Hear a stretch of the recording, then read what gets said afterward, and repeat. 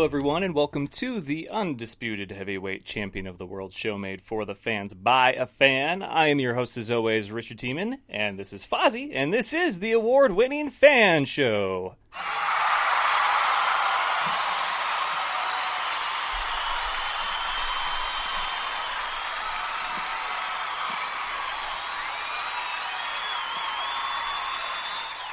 It was short-lived with Fozzie, but nonetheless, everyone's a fan of something, and we have got something for every fan, and it is good to be back, Fan Nation. It is back in the saddle again, back in the swing of things. However you put it, it feels good to have these regular conversations with you. You might have noticed a little bit different of a setup. I kind of wanted something a bit more aesthetically pleasing for those of you watching on Facebook Live, because there's a lot going on in the studio. There's a lot of stuff to really appreciate here. My Deadpool, Scarecrow, my Dead Crow, my Scarepool, whatever, that keeps Fozzie away, which is probably why he was only up here for a short period of time. I got that at my first trip to Dave & Buster's. That's right, that's an adult prize for us adults.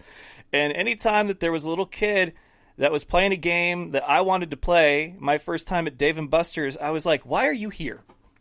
What is it you say you do here at the adult Chuck E. Cheese? Because that's what it is. It's awesome. It's everything that us as adults want from a Chuck E. Cheese, but that we don't get from a Chuck E. Cheese. It's Chuck E. Cheese without the Chuck E. Cheese. But I just was like, watching little kids play these games, it's like, this is my time. You're on my time now. So that was how the trip, the Orlando portion, started anyway, and that was a lot of fun. And it was a great adventure over on the East Coast. God, I'm a little bit, whatever. But what I think the biggest thing was working for AFE, American Football Events. Big shout out to those guys, Coach G, Sandy, of course, and then Steve Weed Media and all the players, because it was something that I kind of knew what I was getting myself into when I got there. I'm just like, I'm going to do player interviews. That's a given. We'll do like what we did at CGS, which is initially what they hired me to do. But then they're like, and we'll have you do play-by-play commentary. So I'd be lying, I'd be remiss if I said that I wasn't a lot bit nervous going into Saturday, the big game, because I'm on a plane flying to Virginia Beach, right? And during my connection and everything, I'm just like, oh my God, I got to do play-by-play. What do I do? Am I going to screw this up? And then it's like I get there, and for 3 days, I completely forget that I have to eventually do play-by-play commentary because I'm conducting all the player interviews. I'm doing business as usual. So Saturday morning, I wake up and I'm like, oh God, I have to do play-by-play commentary today, along with the video segments that Steve Weed and I wanted to shoot for his video package that I'm psyched to see once it's ready. But it was very hectic, very stressful time for me, but I feel like it was a great first opportunity. So I'm very, very happy that I was given such by the good people of American Football Events. And so I don't have to lean in and squint at the computer. I'm going to see if I can read the comments here live and in time on our Facebook live stream as I turn this all the way down. And hello, Nigel. Thank you for joining. Hello, Adam. So no scary animatronics that could eat you? No. Unfortunately, no. And yes, Nigel says, we're missing the top 10. I guess what I'm working on. That's what I was working on yesterday and today, and we'll finish tonight. I got you, Nigel Stevens. But I feel like, so Nigel, you're with Quad City. Do you really need me anymore? You guys made SportsCenter's top 10. Do you need the Fan Show top 10 anymore? Because that's kind of, everybody thinks it's the big deal to get on SC, but keep in mind, the Fan Show top 10 has been around all season, save for a few that I have missed, and I have promised to make up, and I will, because I'm a man of my word, and that's what we do here at the Fan Show. We give the fans what they want. Unless you're fans that troll. I just don't understand people sometimes. I really, really don't. It baffles me, people that will like and follow my page. Not just follow, like and follow the page. And I know that they've liked and followed it because they The second I post things, they're there. They're in the comments. And they were out in full force last night. Internet trolls, I tell you, they're something. Let's see. Nigel is happy to hear that. Terrence, let's see, made SC number 1. I believe they did, yes. And let's see here. Adam says, Fan Show Top 10 is better than SC Top 10. I believe it is, because it's one of the only places that you can see all the great plays from that week in the IFL instead of maybe one. Granted, EJ to QP, Quentin Pedroza, was definitely number 1 worthy no matter where you have your top 10. It's just that with mine, you know that if you have a great play, you at least have a chance of being number 1 instead of, do I even have a chance at making it at all? So that's what I try to do.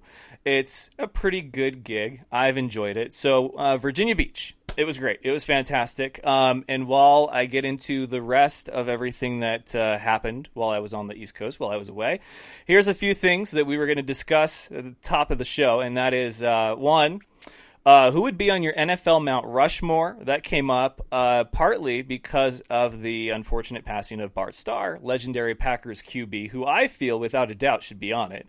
My 4, which I'll tell you guys in a few seconds, but who would be on your NFL Mount Rushmore? And then NBA Finals, they're starting Thursday. And since we don't normally talk a lot of basketball, let's go ahead and put this one out there for you guys to answer. Do the Raptors have a chance?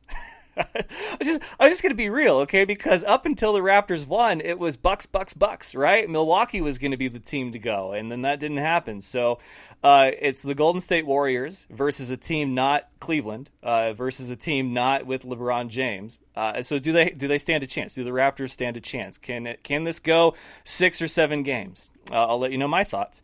And then if you watched AEW, what you thought, and if you were disappointed by Raw last night, I know I was personally, because I got so excited. I was like, I want them to kick off the show and be like, you want a war?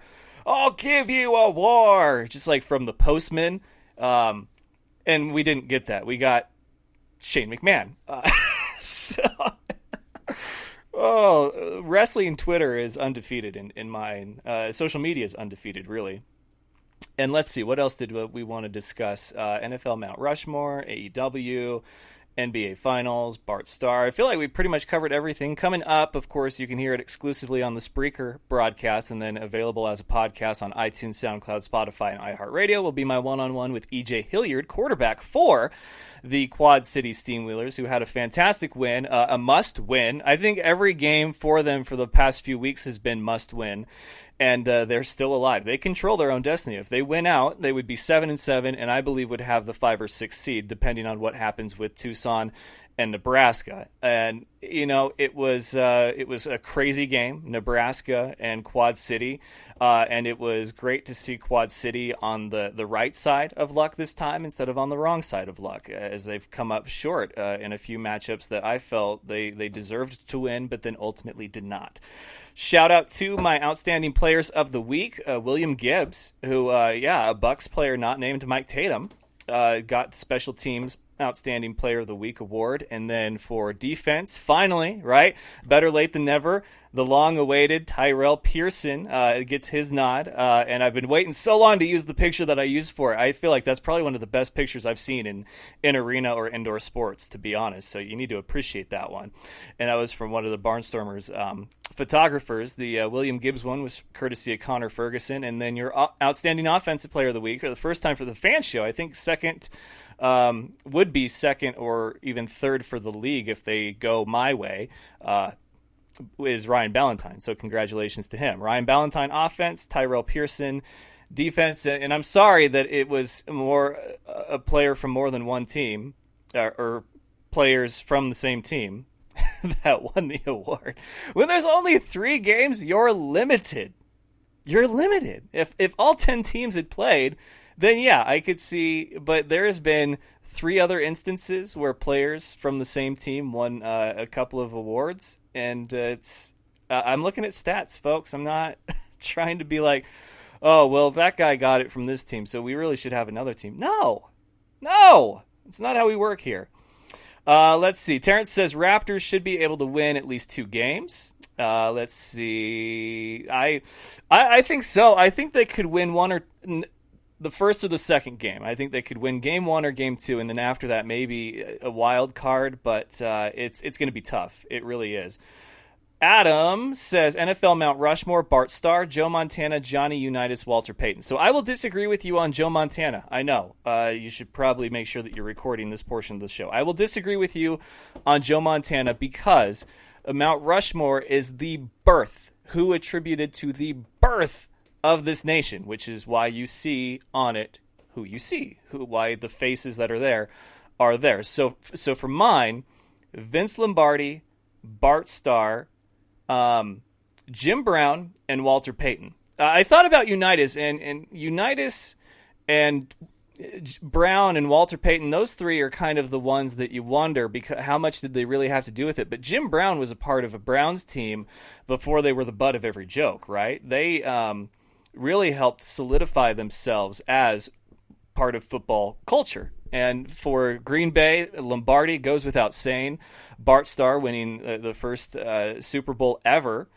And then, of course, you have guys like Walter Payton. There's a Man of the Year award named after him, and Johnny Unitas. So I will agree with you on 3 out of 4, but I don't think that guys like Montana, Favre, Marino, really even Bradshaw or guys like that should be on it because the NFL was already pretty much established at that point.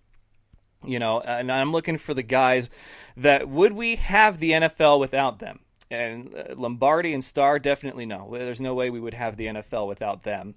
And then Jim Brown, Walter Payton, I feel like we wouldn't have an NFL without them either. So Johnny Unitas, it would be one of the other guys I would consider strongly. So Adam, I agree with you on 3 out of 4. And I think once we establish what it means to be on a Mount Rushmore, we'll get them more solidified there. Let's see. Hello, James. Good to see you. Hey, EJ's watching. That's good. He's watching his own episode. his interview's coming up later.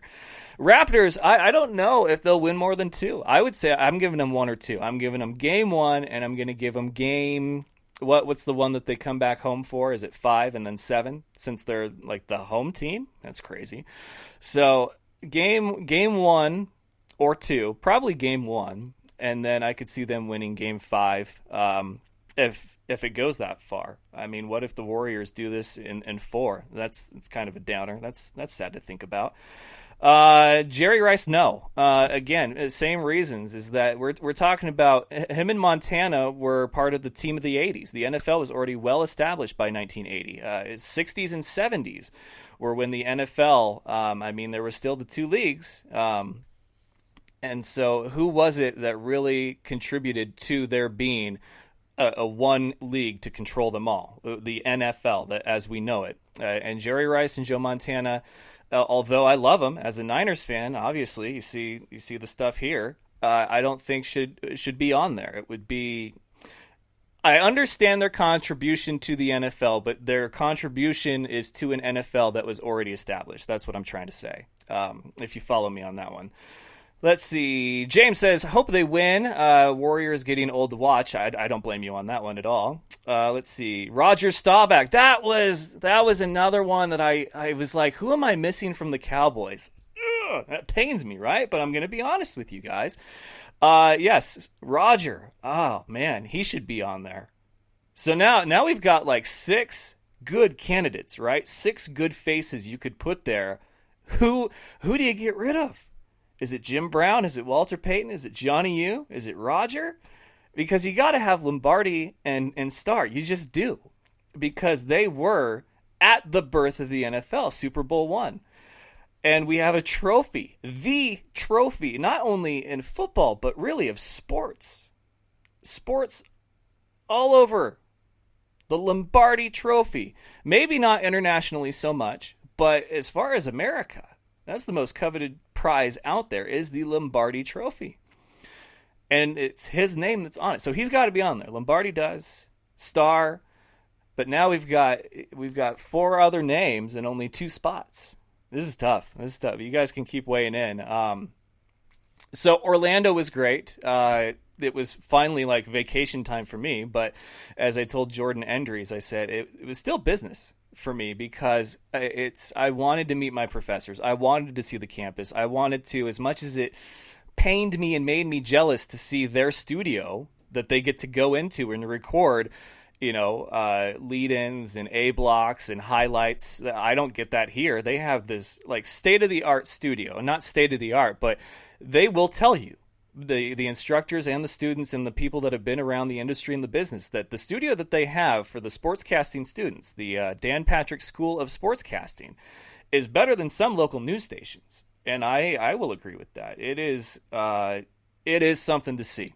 So their control room and their studio, I was like, this is going to make me super upset that I'm not here on campus, and I'm going to be really jealous, but I want to see it. I want to see where your guys' magic happens. So Rishi took me around, saw it, everything. I didn't get to see it in its glory because it was Hall of Fame week and a lot of stuff was gutted for the ceremony, which I got to say, being there, being part of the Hall of Fame, I feel like it's probably like this for any Hall of Fame, but for a school's Hall of Fame is really something. For people that are Academy Award winners that would never be able to win a Grammy or even an Emmy, and the same for the people that are Emmy Award winners that maybe have never thought they could win a Grammy or an Oscar. And then the music guys that maybe never thought they could win an Oscar or an Emmy, they're all in the same elite group now, or they can be. And that is the Full Sail University Hall of Fame, because it's everyone from game design, the world of sports. We saw Michael Benford of the Atlanta Falcons and the work that he's done for the team, which I didn't even know he had done so much.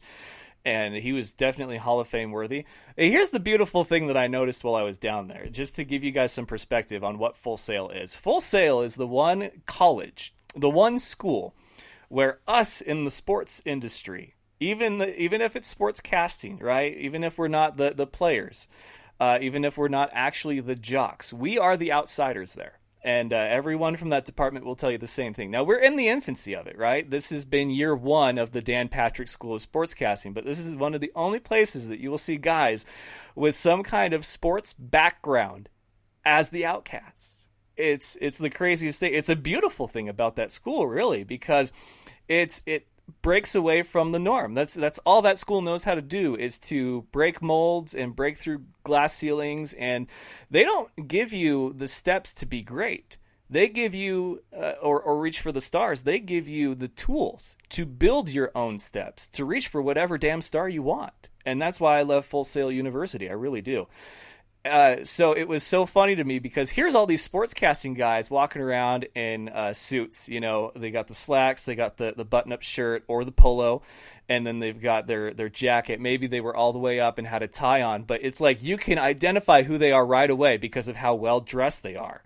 And the one guy in the Hall of Fame class of Hall of Fame 10 and 2019, Mike Benford, was the only guy that was dressed like someone who would be being inducted into a Hall of Fame. Suit, tie, the whole shebang. Where you had guys that were game designers and artists that were wearing hats for their induction speech and had a T-shirt on with a sport jacket, which I'm all for. I love the look, but if you're getting inducted into a Hall of Fame or winning some kind of award, you'd think that the attire would have been turned up a notch. But they're artists. That's how they dress. That's how they look. And I loved every minute of it. I really did. I love that it's so different from what we're used to, that it breaks away from the norm and that we are the outcasts as sports. I'm sure we'll be more and more part of the family, right? But for right now, we're the crazy cousin that only comes by for the free food. That's how the Full Sail family is when it comes to the sportscasting department. And I love it. I really do.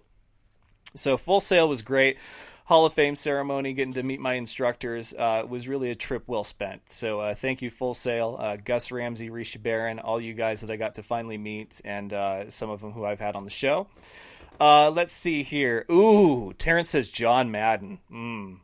Now you got me thinking, because he's kind of the godfather of the NFL, right? There's a game named after him. Like, if you had to think of a game that is like above the rest, like what the Lombardi Trophy is to the rest of the sports in America, it's Madden. It's not NBA 2K. It's not MLB. It's Madden. So football always does things a little differently, right? The trophy is named after a guy, the Lombardi Trophy. Nobody calls it really the Super Bowl trophy. It's the Lombardi. And Madden, it's not NFL 2K. It's Madden. So Ooh, that's a tough one. Thank you, Terrence, for that. John Madden, that would be a tough one. Let's see here. Fritz Pollard, Bobby Marshall, Kenny Washington, could they be on the mountain? I don't know. Let's see. Despite his later years' antics, I think Al Davis could be a name for the NFL Mount Rushmore. He helped with the merger of the AFL-NFL as well as helping bring diversity while as head coach of the diversity as head coach of the Oakland Raiders. Al Davis, yeah, he's someone that you could put on there. Whew, that's tough. Like I said, there's only 4 spots. You got to pick the best 4. Beyond that, I don't know. I don't know what you do. But AEW, I didn't get a chance to watch the whole thing, but I have seen some of the highlights. I thought it was really well put together. And there were several shots taken at WWE. I mean, a lot of shots taken at WWE. And I wish last night they would have come out swinging and clapped back, but they didn't. And that was kind of disappointing. Their response to AEW was no response. In fact, it wasn't even no response. It was them going 40 minutes before their first match, that first match being Shane McMahon versus some indie wrestler that I had never heard of. They said was Roman Reigns' cousin. I don't know if that's true. And that was their response, which is basically translate in Vince McMahon speak to, you're going to watch whatever I tell you to watch because this is the WWE. And that's that. That's that Vince strut that you see coming out. You know, that's that Vince McMahon walk. Basically, message sent, which is we don't care how many shots you take at us. We're still going to be this. But this was the first shots fired of probably what could be a long and beautiful war. We'll see. I want a war. I love competition. I really do. Honest competition keeps you competitive. Honestly, that's what I believe. Staubach, let's see. First African Americans to be in the NFL, Nigel says. Was that Jim Brown? Was he the first? Or was he just one of the more well-known? That's why I said Jim Brown would be there, because it a lot to do with the birth of the NFL was its merger, and then, of course, the diversity. So there's a few things for you. So now we've got Madden. Now we've got Davis. So Lombardi and Madden and Davis are the 3 non-players that you would have on there. But how many non-players do you have on there? Is it more about what they did behind the scenes as opposed to what the players did out on the field? That's a tough one. We're going down a rabbit hole that's got a lot of different avenues that you could veer off, and understandably so, but we've only got so much time. I see Matt has tuned in. And let's see what else we got. Josh is tuned in. Josh is in Orlando, and I finally got to meet him, the Moose. And we went to the Predators practice, and congrats to them for their big win this last week over the reigning champ Carolina Cobras. I'm not going to say it was because I stopped by and made a visit, but I did give a handshake and a hug to their player of the game, which happened to be Brian Hicks, and he broke a record as far as passing TDs in a single game. So I'm not saying, I'm just saying that it's like I stop by, they're going up against the champs, I say hello, and they go and they win, and Brian has like the best game a quarterback can have of the season so far. So it's I kid though. I think it's all in fun. Adam says, you're going to like whatever I give you because Vincent Kennedy McMahon, damn it. That's probably like what he was saying as the show started. He's just like, okay, you guys want to see something? Here you go. And he sends Brock Lesnar out there with a shirt that says Brock Party as he dances to a boombox. That's the Money in the Bank briefcase. It was great. Oh, it was great in a tragic way. Let's see here. Brian Hicks, you the man, sir. Yeah, that's true. James says, I jinx it. I can't be the jinx if I was there and then they won, unless you're talking about the fact that Carolina lost, which then I guess that jinx is apparently alive and well. A jinx I didn't even know I was, that I didn't even want to be a part of. So thanks, James. Thanks for that reminder. You guys still won the championship, though, and I was there. So just saying. Just, gonna... John's watching. Hey, John. So my conversation with E.J. Hilliard was a good one. I feel he's been one of the best quarterbacks in the league as far as from a quarterback that actually quarterbacks perspective, and that's not the first time that I've mentioned that. His numbers speak to his ability to throw the ball. And how could you not? You've got Kevin Rudd, Quentin Pedroza, even Carlos Wiggins. You might as well sling it. What are you doing running? You don't need to. You just throw it up for those guys. And we talked about what it's like having them on the team and, the rest of their season, which they've got a bye week now. And then they have their last home game of the season. They will host the Bismarck Bucks in a must-win. And then it could all come down to that last game of their regular season on the road against Tucson for who gets into the playoffs. It could be a win and you're in, which I would love to see. I know Quad City wants to avoid that, and probably so does Tucson, but it's something that I think as fans we really need because we haven't seen that a lot in the last several years for the IFL. At least not that I can recall. Maybe in 15 with Spokane. They didn't need to win to get in, but I think Nebraska did.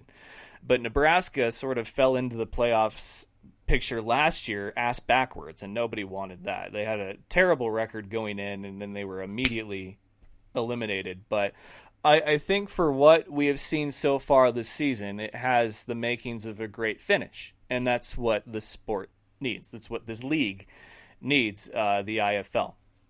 So I will work on my top 10, which I think you guys all probably already know what's going to be number 1. I'd be stupid. I would be foolishly stupid to not put that play as my own number 1, because then that's when the trolls come out to play.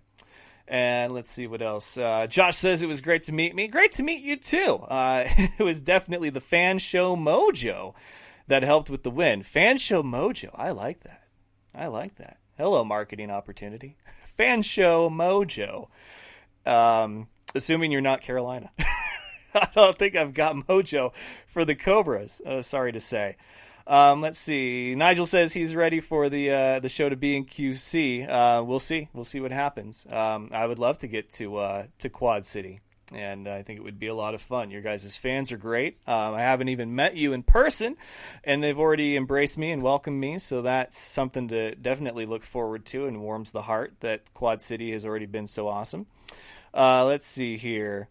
Thoughts on who will win it all in the IFL? Well, obviously right now, all eyes are pointing to Arizona, but what people seem to fail to realize is that you can go undefeated a regular season. You can get into the playoffs with the number 1 seed, and you can even host the championship. But all it takes to ruin your whole day, to ruin your whole season, is one game, and that's the postseason.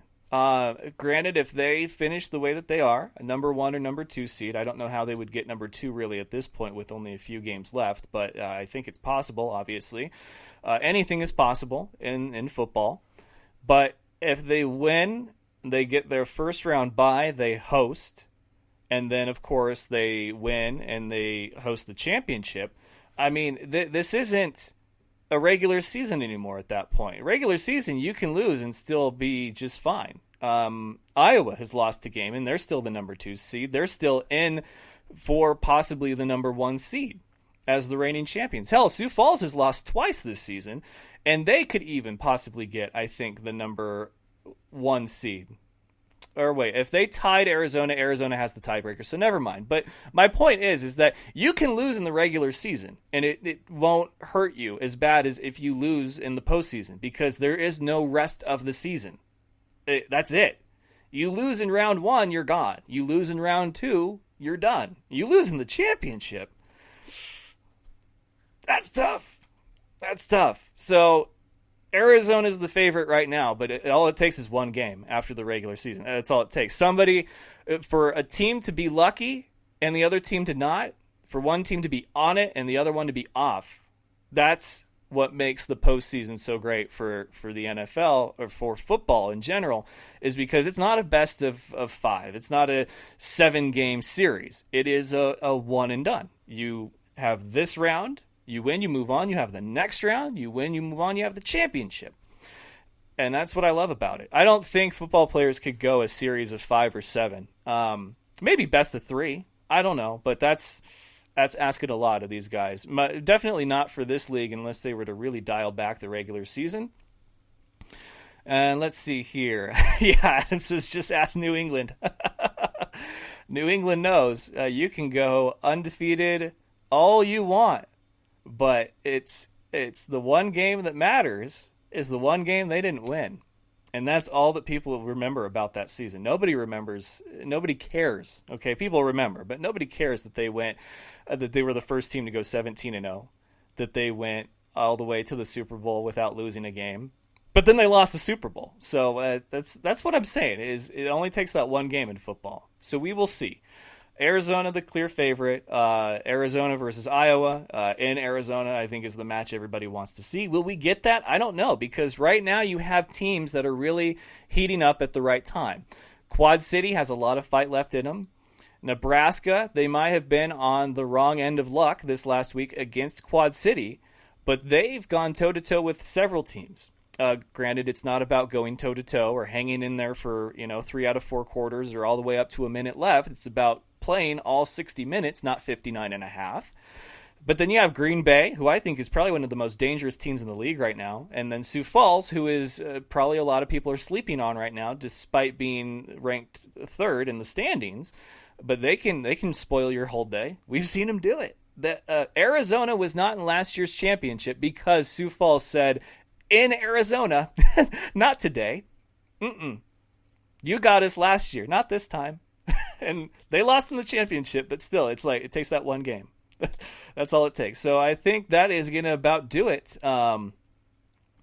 for this first portion of the Fan Show, as my interview with E.J. Hilliard coming up. But yes, thank you to American Football Events, the guys of AFE. It was a great time. It was my honor to make my live play-by-play broadcasting debut at the Sportsplex in Virginia Beach. It was a great game. Low score, but still plenty of action. And then to do the player interviews that I did. And then, of course, going to Orlando to visit my school for the first time ever, Full Sail University, and be a part of Hall of Fame Week, which, let me tell you, it is a big frickin' deal for Full Sail and their Hall of Fame Week. Bigger than graduation, really. Hall of Fame is something, and I would be honored to be part of it someday if I do well enough in my industry, if I am worthy, if the Hall of Fame is the hammer, I need to be Thor. I need to be worthy. Or I guess Captain America. Spoiler alert. Sorry, you should have already seen it by now. But okay, guys. Go ahead and click the link. We're going to kick this over to Spreaker now for my conversation with the very talented, the very awesome E.J. Hilliard of the Quad City Steamwheelers. And big shout out to Luke. Thank you, sir. He took me out to Joe's Crab Shack. Delicious food, great drinks. And then we went to Twin Peaks, and that was awesome. First time at both and a double dip. So thank you, Luke. You're a true friend, and I appreciate you watching and listening. So here we go with my conversation. Quarterback, Quad City, E.J. Hilliard. As soon as I guess I forgot to add it here. Oopsies. Hold on. There it is. Okay, we're good now. That would have been bad. I go to hit play, and there's nothing to play. So here we go. All right, ladies and gentlemen, joining me now is the quarterback for the Quad City Steamwheelers, if I could say that right. Quad City Steamwheelers, and he is one half of what is a human highlight reel duo up there in Quad City, whether it's Quentin Pedroza, Stud Rudd, or even Carlos Wiggins. It is E.J. Hilliard. How you doing, man? I'm doing good. Thanks for having me. Absolutely, man. You guys there's a lot of eyes on you right now because we're at that stretch of the season where you guys kind of control your own destiny. You had a huge win against Nebraska. That last play, that last touchdown made Sports Center's top 10. Got to be a pretty proud moment. How'd you feel about that? Yeah, that was a pretty exciting moment, especially for the fans and the team and the organization and our family. So definitely something to be thankful and proud of.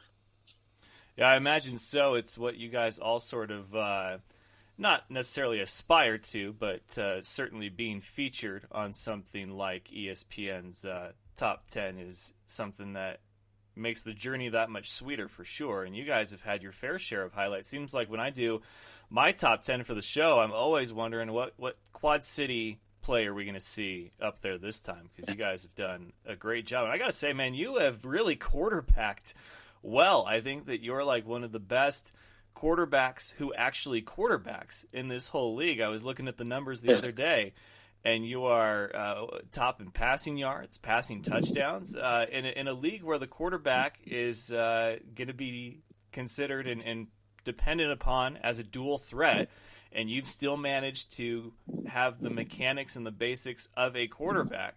Like, what do you attribute that to as far as the way that we see the Quad City Steamwheelers out there on the field?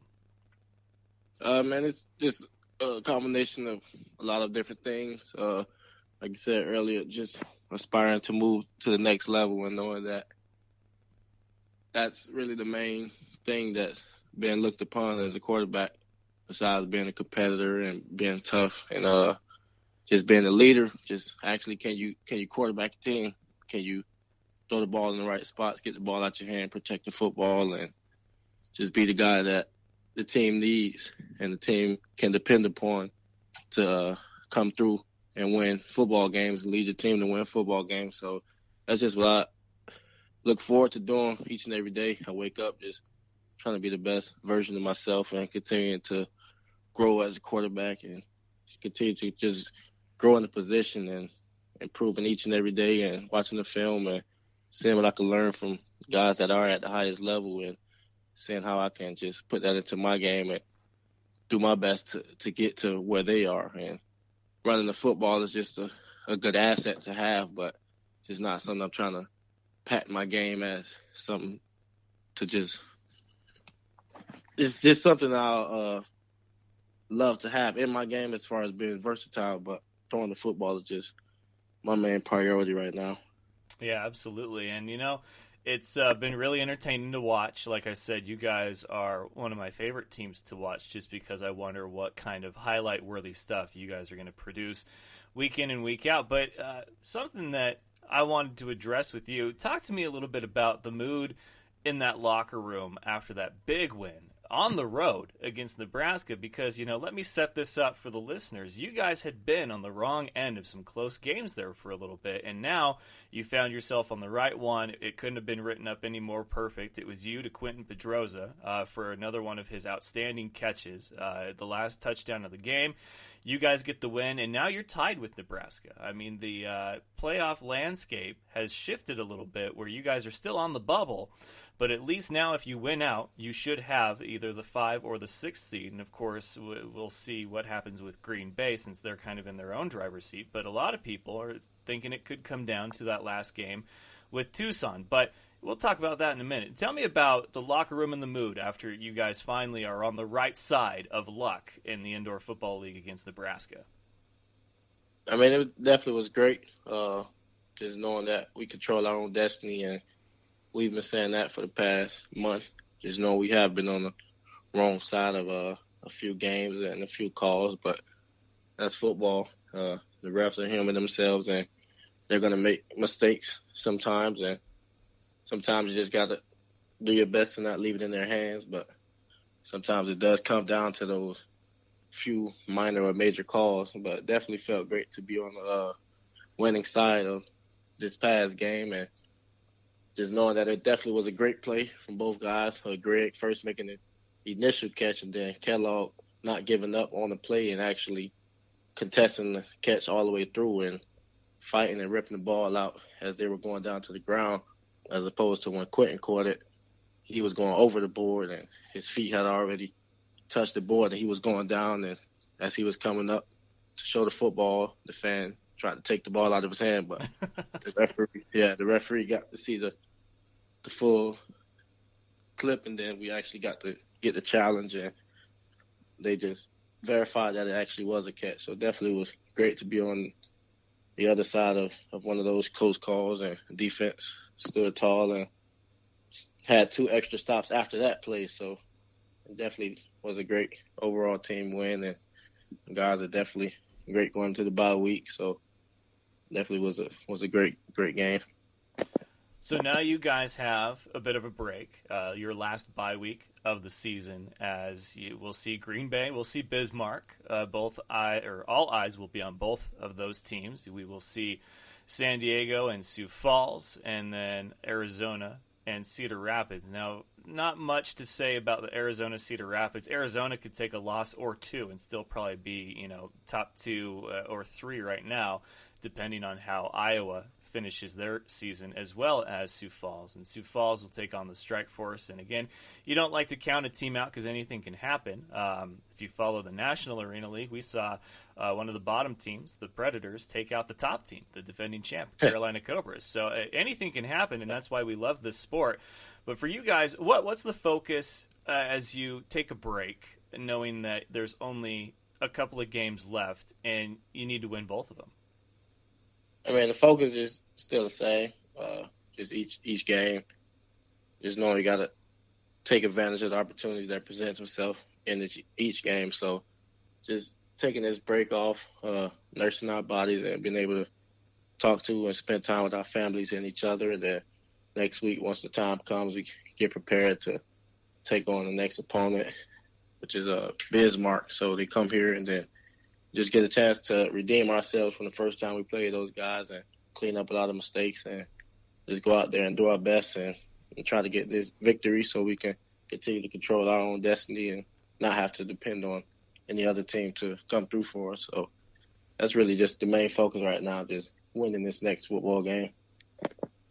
Yeah, and I think for you guys, it's, even if it's not the postseason, you got to start looking at this like, each game is a new season. Like, you guys won against Nebraska, great, but now it's back to 0-0. You guys need to get to 1-0, and then after that you reset it and you got to get to 1-0 again, and then we can start looking at what the playoff landscape looks like. But I think I've always thought all season that you guys were one of the tougher teams, especially the way that you have played Iowa both times now.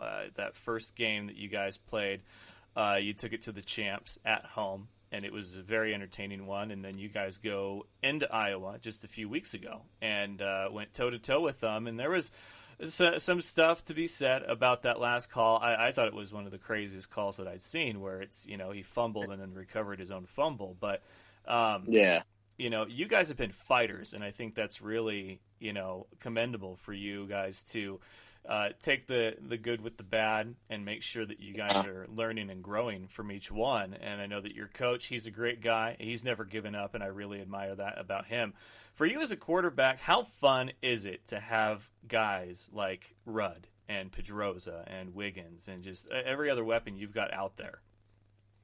Man, it's definitely a blessing. Definitely amazing. I feel like I've been around some great wide receivers from young, going to high school and then going off to college and then coming here. So it's definitely a blessing to have two guys like that. Rudd is a big-time player and really, really good with the ball in the air and definitely a high jumper and attacks the ball at his highest point, highest peak. And then Carlos is definitely an explosive guy and just want to get him the football and let him make the moves, let him make the plays, and knowing he can still go up and make a big play on the football the same way he did last week. And that, I mean, everybody knows what Quentin does. Probably one of the top 2 receivers in the league as far as everything, combination he brings, the power and the speed and just the knowledge of the game. So it's definitely great having guys like that you can depend on and guys you can trust and just know all you have to do is put the ball in the area, put the ball in the atmosphere, and 9 out of 10 they're going to bring the football down, and if they can't get it, then they're going to make sure the defender doesn't get it. So it's definitely great. Yeah, there's been a lot of plays I've seen going through the highlights where there are balls being thrown by you to these guys that it's literally they're the only one that can get to them. Now, when you guys go through practice and you guys build that rapport and that relationship, is that the plan where it's like the target isn't them necessarily, it's a spot that only they can get to? Like, do you have to kind of adjust yourself as a quarterback, or is that just a way that you guys have built this thing on that offense?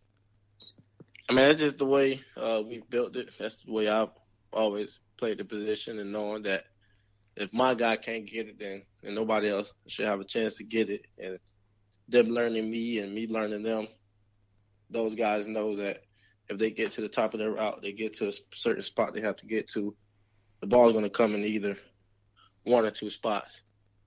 And based on what the defender is and based on the coverage or based on the circumstance of the game, they know where the ball will be located, and they know if they don't catch it, the ball's going either out of bounds or the ball's going to hit the ground. So that's just a way I've always tried to pride myself in being a quarterback, is the ball location and knowing that if my guy can't get it, then I can't afford to turn the football over. So that's just something I've always prided myself on, and those guys knowing me and going through practice and knowing that, all right, if the ball doesn't come here, then it's not a catchable pass for the defender. So we'll be good and we can get to the next play. Are there catches or plays that guys like Pedroza and Rudd make that still even surprise you as the guy throwing it to him? Yeah, man, all the time. Guys go up and they box defenders out and they high point the football and they come down with the catch, and it starts to get routine after a while. It starts to get routine, and when they don't make certain catches, it's kind of like, wow, like I've seen you make crazier catches than that. Yeah, so other than that, man, it's just, like I said, it's definitely a blessing to have guys like that can go up and make the spectacular catches, and it's so routine that they make the crazy catches, and sometimes the easier catches are a little harder because they're so used to putting their body in certain situations, or they're so used to going over the wall or going over the defender head and coming down with the football and crazy angles. So it's definitely a blessing, man, to have guys like that you can depend on, and they can go up and get the football and they know that I'm going to give them a chance every time. Absolutely, man. Well, the last question that I had for you is your guys' fan base, from what I've observed, and you guys being new to the league, but I had heard things about Quad City's fan base, and they are a loud and raucous crowd, really are sort of a ninth man out there. And for you guys, the remainder of your season is this bye week and then one last home game, and then you're on the road. And for you guys to have played as competitive as you have all season, and for them to be there with you through wins and losses, good calls or bad, I mean, what does it mean to you knowing that you get to at least have one more big performance ahead of you in front of them in a game that you know that you guys really need to win? And then, of course, you're going to go on the road to finish out the season, and then we'll see where the playoffs have you guys, if you're in it or not. But obviously, to be in the position that you are, where it's not like it's just another game, which for some of you it might be, but for you guys to go out there and give it your best for these fans, like what does that mean to you after the long season you guys have had? It definitely means a lot. They've been there through the thick and thin and the ups and downs, and they support us and they cheer us on, and we know we've had a roller coaster season, and they've been there the whole time, and it definitely means a lot to us to know that this game means a lot to them and this community and everything that they've been through in the past month and a half with the floodings going on over here. So definitely something great to give them something to look forward to. So we definitely appreciate everything they've been giving us as far as support from this season and last season as well. This being my second season here, so it's definitely a blessing to have a fan base like this. And this next upcoming game may be the last home game we have, and we're on the road for the rest of the remainder of the season. So it's definitely going to be a fun experience to be able to go out there one more time in front of those guys and just give them the best that we have, and hopefully they cheer us on to another victory at home. So it'll definitely be a great one. Yeah, I think you guys definitely have at least one more really fantastic offensive performance up your sleeve. What better way to do that than at home? And then, of course, what a lot of people, and I'm sure that you guys aren't hoping for this. I'm sure you guys want it to be determined before you get to that point. But a lot of folks are excited about the possibility of seeing you guys in that last game of the season against Tucson being a win in your in scenario, which is always entertaining. But you guys, take this one game at a time. Get yourself right during this bye week, and then back to 0-0, and we'll see you guys host the Bucks of Bismarck. But hey, man, I thank you so much for taking the time. It's been a real treat over here to have you finally make your debut on the show. Definitely appreciate that, man. Definitely thankful for all the support that you do give us. So definitely appreciate the time. Thank you. Absolutely, man. He is the quarterback of the Quad City Steamwheelers, E.J. Hilliard. And they are off this week, but then they will be back home one more time to take on the Bucks in a big game. So, hey, man, enjoy the rest of your time, and you have a great rest of your night.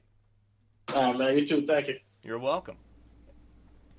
And one more big thank you to quarterback E.J. Hilliard for the time spent with me on the Fan Show. Like I said, great conversation, and it was good to finally get him, on the line and talk a little IFL with him. But I wanted to come back strong as far as the 2 weeks gone, which I wasn't completely gone.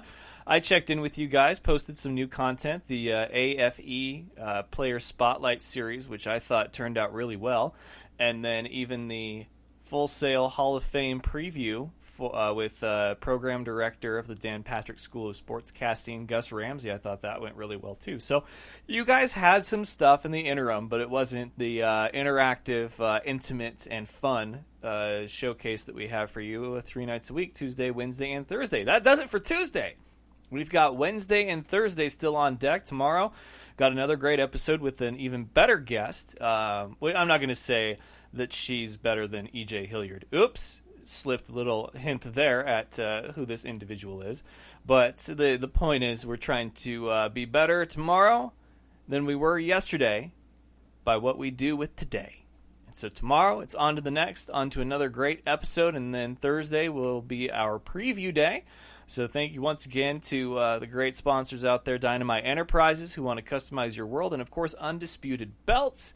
They can pretty much give you the belt of your choice for any need that you may have. And with that, we are going to say good night and goodbye until tomorrow. So once again, Fan Nation, until then, best of luck to you and yours. Go Niners, and it's all fun and games until you butt fumble. Good night, folks.